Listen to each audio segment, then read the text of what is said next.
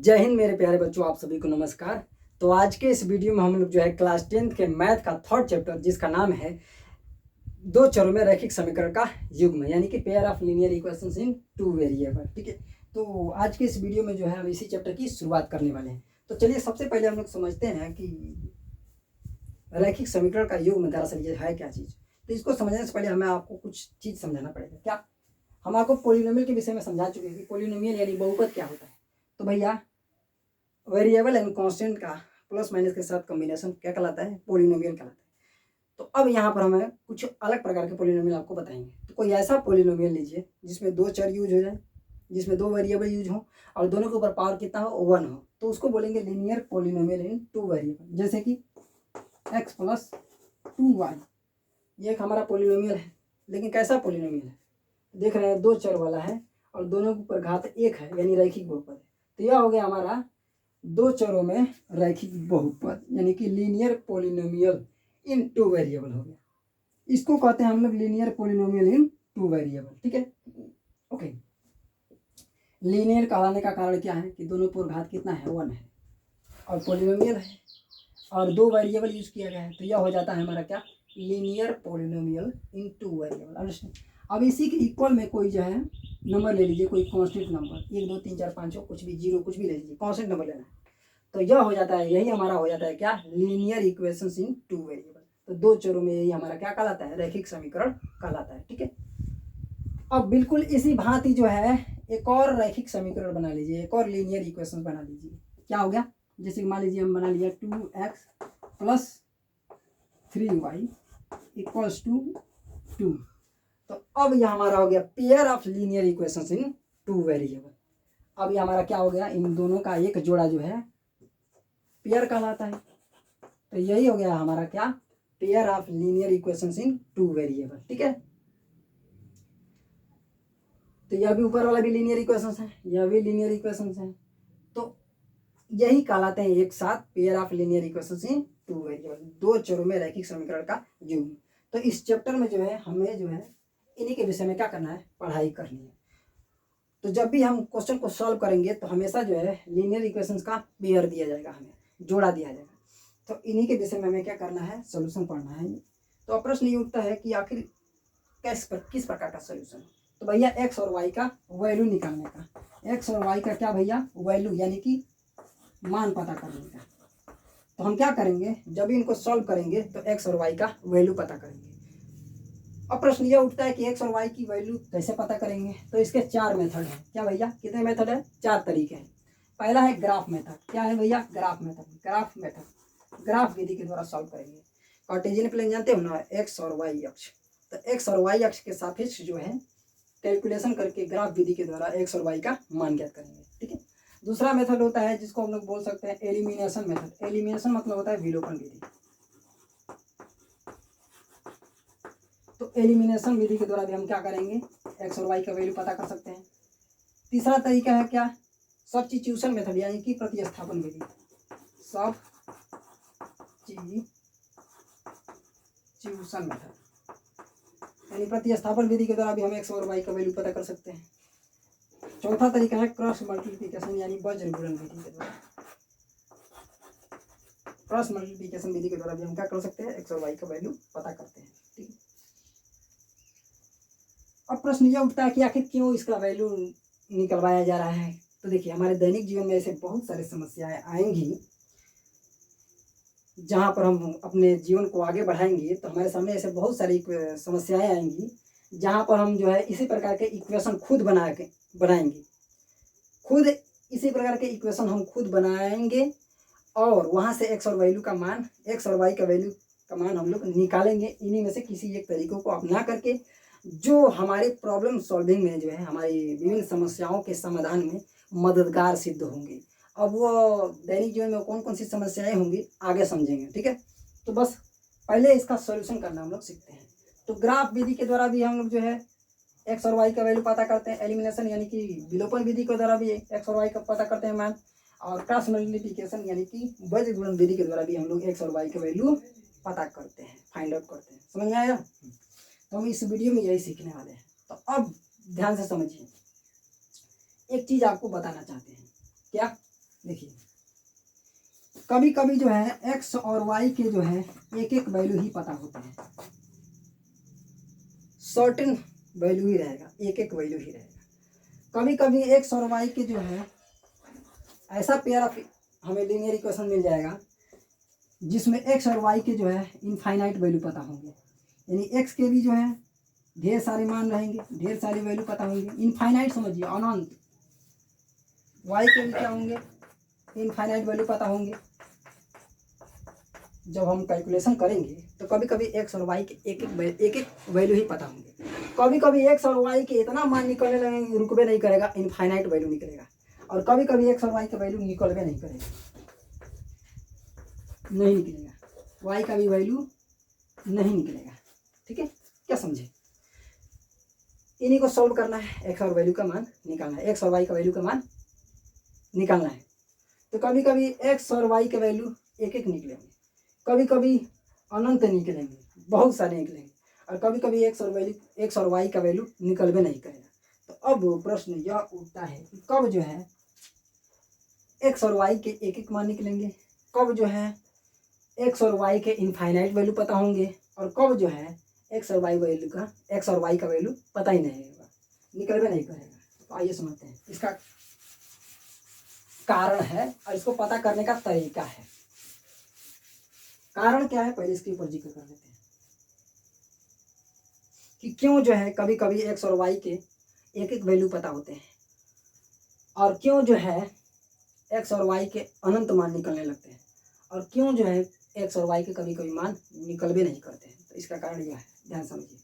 यह जो linear equation है ना, जब इनको कार्टेशियन प्लेन यानी एक्स अक्ष और वाई अक्ष में रख करके एक ज्योमेट्रिकल शेप बनाते हैं, हमेशा याद रखिएगा, यदि कोई इक्वेशन है वेरिएबल वाला तो कार्टेशियन प्लेन यानी एक्स और वाई अक्ष के ग्राफ में जो है कोई ना कोई एक ज्योमेट्रिकल शेप देता है। तो यह जो लीनियर इक्वेशन है ना, यह हमेशा एक रेखा बनाता है, यह भी लीनियर इक्वेशन है तो यह भी हमेशा एक रेखा बनाएगा।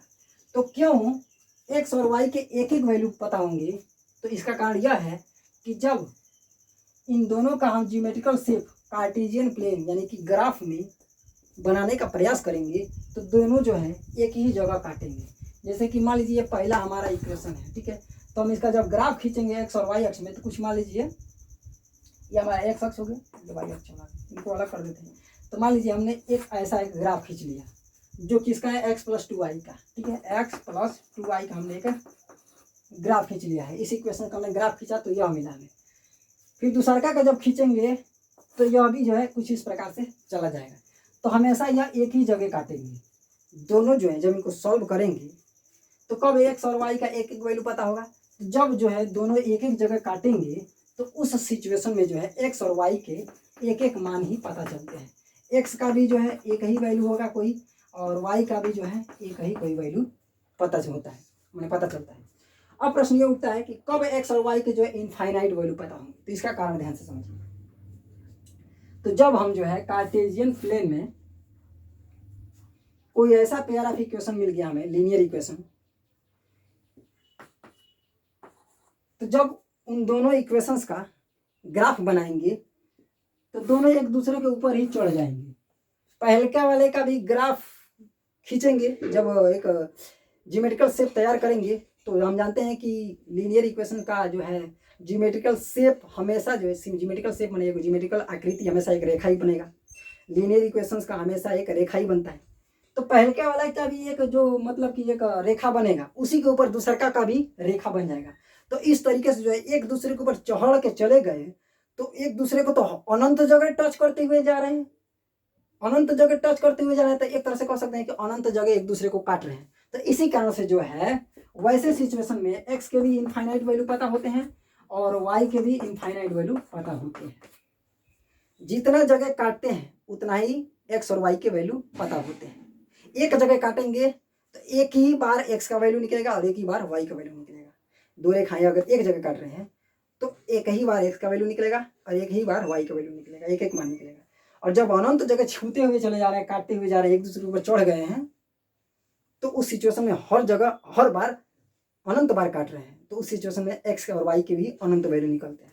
अब ध्यान दीजिए कब जो है एक भी वैल्यू नहीं निकलेगा, तो जब मान लीजिए कार्टेशियन प्लेन में दो इक्वेशन हमें पेयर ऑफ इक्वेशन दिया गया है, पेयर ऑफ लीनियर इक्वेशन दिया गया है, ठीक है। तो जब हम कार्टेशियन प्लेन में उन दोनों का ग्राफ खींच रहे हैं, ग्राफ खींचने का मतलब ज्योमेट्रिकल शेप बना रहे हैं, तो यदि दोनों रेखाएं एक दूसरे का समानांतर हो गए तो उस सिचुएशन में एक दूसरे को काटेंगी नहीं काटेंगे। तो उसी सिचुएशन में जो है एक्स और वाई के एक भी वैल्यू नहीं निकलते हैं। अंडरस्टैंड? ठीक है, चलिए बोलिए। अब चलिए, यह तो हो गया कि ग्राफ विधि के द्वारा कैसे पता करते हैं कि कब एक्स और वाई के एक एक वैल्यू निकलेंगे, कब जो है इनफाइनाइट वैल्यू निकलेंगे, और कब जो है एक भी वैल्यू निकलेंगे नहीं निकलेंगे। तो इसका हमने कारण बता दिया, यह होता है ग्राफ विधि के द्वारा। ये तो ग्राफ मेथड से हमने समझाया। अब देखिए, फार्मूले के तरीके से भी हम लोग पता कर सकते हैं।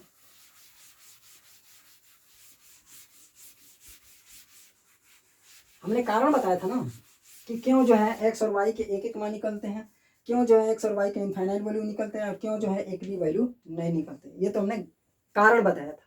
इसका कारण यह था कि जब इनका ज्योमेट्रिकल शेप खींचते हैं तो कुछ जो भी बताए थे हमने उस तरीके से एक दूसरे को काटते हैं। इसी कारण से जो है कभी कभी एक एक वैल्यू, कभी कभी अनंत वैल्यू, कभी कभी एक भी वैल्यू नहीं।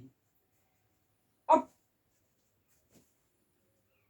फार्मूले के हेल्प से कैसे हम लोग पता कर सकते हैं कि कब जो है एक एक वैल्यू निकलेंगे, कब जो है इनफाइनाइट वैल्यू निकलेंगे, और कब जो एक भी वैल्यू नहीं निकलेंगे। ग्राफी विधि से भी पता कर सकते हैं और फार्मूले से भी पता कर सकते हैं। तो ग्राफ विधि से तो हम पढ़ने ही वाले हैं, फार्मूले से भी कैसे हम लोग पता कर सकते हैं ये समझाते हैं। तो देखिए, कोई भी इक्वेशन, जैसे कि हमने ये इक्वेशन ले लिया है, ठीक है। क्या है? पहला इक्वेशन है हमारा x plus 2y equals to 0। दूसरा इक्वेशन हमारा क्या है? 2x plus 3y equals to 2। Understand? अब ध्यान दीजिए, फार्मूले के हेल्प से भी हम पता कर सकते हैं कि कब जो है एक एक वैल्यू निकलेंगे, कब जो है इनफाइनाइट वैल्यू निकलेंगे, कब एक भी वैल्यू नहीं निकलेंगे। ध्यान दीजिए कैसे पता कर सकते हैं। देखिए, कोई भी इक्वेशन होता है उसमें वेरिएबल के आगे कोई ना कोई नंबर आता है, तो उस नंबर को हम लोग कहते हैं गुणांक यानी कोएफिशिएंट। कोई वेरिएबल है उसके आगे जो नंबर चिपका हुआ है उसको हम लोग गुणांक यानी कोएफिशिएंट कहते हैं। जैसे x के आगे कौन सा नंबर है? 1 है, तो यह हो गया x का गुणांक। यहाँ पर y का गुणांक यानी कोएफिशिएंट क्या है? 2 है। यहाँ पर y का गुणांक क्या है? 3 है। यहाँ पर x का गुणांक क्या है? 2 है। और ये तो कांस्टेंट नंबर हो गया, ठीक है। तो पहला वाला ये इक्वेशन है, ठीक है, ये पहला वाला इक्वेशन है।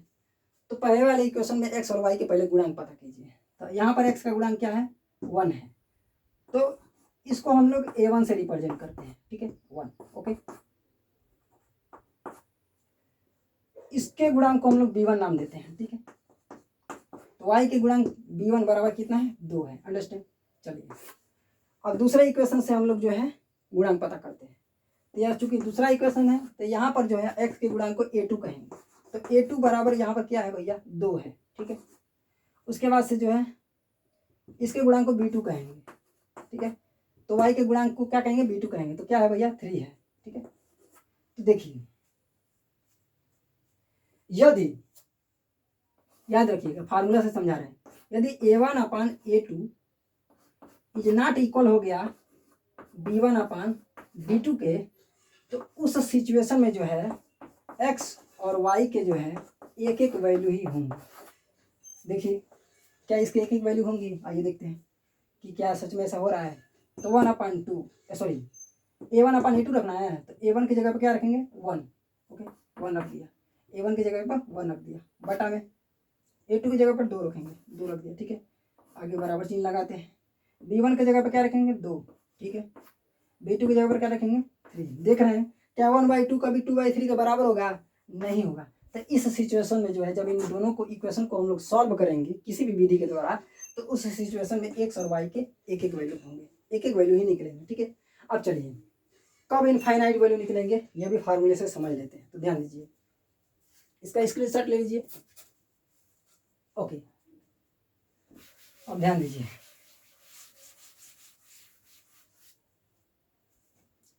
यदि ध्यान दीजिए कब इनफाइनाइट वैल्यू निकलेंगे, यदि a1 upon a2 equals to b1 upon b2 equals to c1 upon c2 हो जाए, ठीक है। यहाँ पर c1 क्या है? 0 है। यहाँ पर c2 क्या है भैया? 2 है। तो कांस्टेंट नंबर जो इक्वल के बाहर उधर है ना, उसी को हम लोग C1 से या C2 से रिप्रेजेंट करते हैं। ठीक है, तो यदि यह तीनों बराबर हो जाए तो उस सिचुएशन में जो है एक्स और वाई के इनफाइनाइट वैल्यू निकलते हैं। तो यहाँ पर तो तीनों बराबर नहीं होंगे, हमें बराबर करके दिखाना है आपको कि कब इसके जो है इनफाइनाइट वैल्यू प्राप्त होंगे। ध्यान दीजिए क्या हो जाए, क्या हो जाए कि जैसे कि यह हो जाए हमारा 2 और यह हो जाए हमारा 2 और यह ऐसे ही रहे। ठीक है,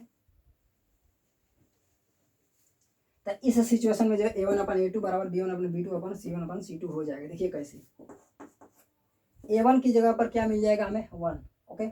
A2 की जगह पर 2, सॉरी यहाँ पर 2 है ना, हाँ A2 की जगह पर 2 है, ओके। और B1 y के गुणांक को हम लोग क्या कहते हैं, B1 कहते हैं। तो यहाँ y के आगे कुछ नहीं है तो 1 नंबर लिखते हैं, 1 लिख दिया। ठीक है, A2 A1 की जगह पर 1, उसके बाद से A2 की जगह पर 2 हो गया, और उसके बाद से B1 की जगह पर क्या है भैया 1 है, B2 की जगह पर क्या है 2 है। ठीक है, तो B2 की जगह पर यहाँ पर 2 रख लेते हैं। चलिए बाकी सब सेम टू सेम। अब इस सिचुएशन में A1 बराबर क्या रखेंगे 1, ओके। A2 बराबर क्या रखेंगे भैया 2 इक्वल्स टू B1 की जगह पर क्या रखेंगे 1, ठीक है। B2 की जगह पर क्या है 2, ठीक है। C1 बराबर क्या है 0, नहीं यहाँ पर 0 नहीं, हम 1 रखते हैं क्योंकि बराबर करना है ना भैया। C1 की जगह पर 1 रखते हैं, ठीक है। और C2 की जगह क्या आ गया 2। तो इस सिचुएशन में देख रहे हैं क्या, यह जो है एक ऐसा पेयर ऑफ लीनियर इक्वेशंस हैं जिसमें A1/A2 equals to B1/B2 equals to C1/C2 बन रहा है। तो यह जो इक्वेशन को जब हम लोग सॉल्व करेंगे ना, तो उस सिचुएशन में एक्स और वाई के इनफाइनाइट वैल्यू पता होंगे। कितने जी, एक्स और वाई के जब हम वैल्यू निकालेंगे तो अनंत मान निकलेंगे, यानी कि एक्स के भी अनंत मान रहेंगे, वाई के भी अनंत मान निकलेंगे। ठीक है, जब सॉल्व करेंगे तो एक्स के भी जो है इनफाइनाइट वैल्यू पता होंगे और वाई के भी जो है इनफाइनाइट वैल्यू पता होंगे। अंडरस्टैंड, समझ में आया? चलिए बहुत बढ़िया। अब देखते हैं कि कब जो है एक भी वैल्यू नहीं निकलेगा। तो ध्यान दीजिए, इसका स्क्रीनशॉट ले लीजिए। चलिए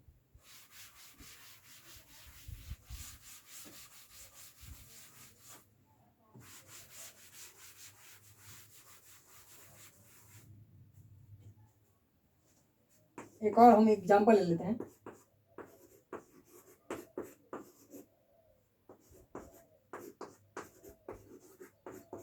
देखिए, इस जो linear equation, pair of linear equation है ना, इसके जो सॉल्व करेंगे, इसका जो सॉल्यूशन करेंगे, तो उस सॉल्विंग करने में एक्स और वाई के जो है एक भी मान नहीं निकलेंगे, एक भी वैल्यू निकलबे नहीं करेंगे सॉल्व करेंगे। तो देखिए कैसे, तो इसका कारण क्या है कि जब A1/A2 बराबर हो B1/B2 के, लेकिन C1/C2 बराबर नहीं हो। किसके, जब A1/A2 बराबर हो B1/B2 के, लेकिन B1/B2 C1/C2 के बराबर नहीं हो। तो जब यह इसके बराबर नहीं है तो यह भी इसके बराबर नहीं होगा। सीधे समझिए, यदि ऐसा देखने को मिल जाए फार्मूले में कि A1/A2 तो बराबर है B1/B2 के, लेकिन B1/B2 C1/C2 के बराबर नहीं है, तो उस सिचुएशन में जो है एक्स और वैल्यू जब हम सॉल्व करेंगे, इस इक्वेशन को कैलकुलेट करके सॉल्व करेंगे, एक्स और वाई का वैल्यू निकालने का प्रयास करेंगे, तो निकलबे नहीं करेगा, कोई हल नहीं होगा इसका। ठीक है, क्यों नहीं होगा? क्योंकि एक्स और वाई, क्योंकि जो है जब इन दोनों का हम लोग ग्राफ में जो है रेखा खींचेंगे, तो जो जियोमेट्रिकल शेप यानी एक रेखा, जो इन दोनों के एक एक रेखा बनेंगे, वह एक दूसरे के पैरेलल हो जाएंगे, समानांतर हो जाएंगे। जब कटबे नहीं करेंगे तो कहाँ से एक्स और वाई का वैल्यू निकलेगा? नहीं निकलेगा। हाँ, तो देखिए कैसे इसमें सच में जो है एक्स और वाई के वैल्यू नहीं निकलेंगे। कैसे, आइए देखते हैं। एक्स का गुणांक क्या है, यहाँ पर एक्स के गुणांक को हम लोग क्या कहते हैं A1 कहते हैं। तो A1 इक्वल टू 1 है।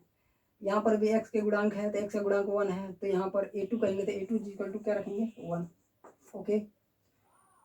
यहाँ पर जो है y के गुणांक को B1 कहा गया है, तो B1 बराबर 1 है, सॉरी 2 है, तो यहाँ पर 2 रखेंगे। ठीक है, यहाँ पर B2 बराबर क्या है 2 है, तो यहाँ पर भी 2 है। ठीक है, लेकिन C1 बराबर क्या है, यहाँ पर 2 है, और C2 बराबर क्या है 5 है। ठीक है, ओके।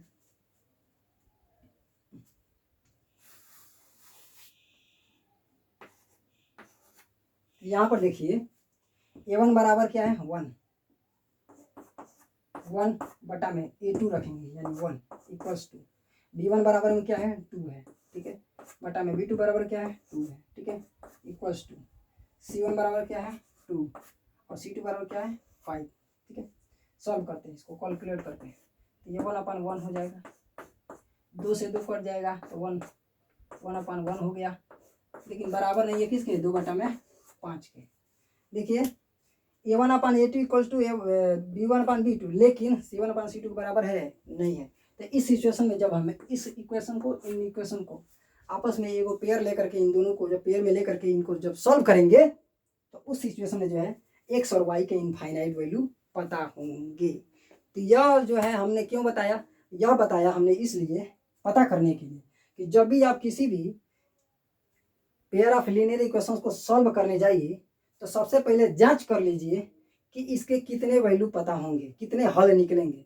यदि A1/A2 is not equal to B1/B2 पहले ही हो जा रहा है तो उस सिचुएशन में जो है उन दोनों पेयर ऑफ लीनियर इक्वेशंस का जब हम सॉल्व करेंगे तो एक्स और वाई के एक एक वैल्यू निकलेंगे। तो उस सिचुएशन में जो सॉल्व करना आसान हो जाएगा, फटाक से निकाल देंगे value.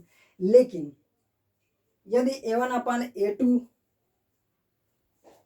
Is not A1/A2 equal to B1/B2 और इक्वल्स टू C1/C2 भी हो जा रहा है तो उस सिचुएशन में जो है एक्स और वाई के इनफाइनाइट वैल्यू पता होंगे। और यदि A1/A2 equal to B1/B2 is not equal to C1/C2 हो रहा है तो उस सिचुएशन में जो है एक भी हल नहीं निकलेंगे उस इक्वेशंस के, उन दोनों पेयर ऑफ लीनियर इक्वेशंस के। इसलिए ये बताया कि जब सबसे पहले जब जांच कर लेंगे तो तब जो है फटाक से जो है हमें एक कंक्लूजन मिल जाएगा कि हाँ इसका हम लोग सोल्यूशन कर सकते हैं। तो चलिए सोल्यूशन कर लेते हैं। अगर सोल्यूशन नहीं निकल सकता है तो पहले ही बता देंगे भैया कि इस क्वेश्चन को जो है हल नहीं कर सकते हैं क्योंकि इसका हल निकलेगा ही नहीं।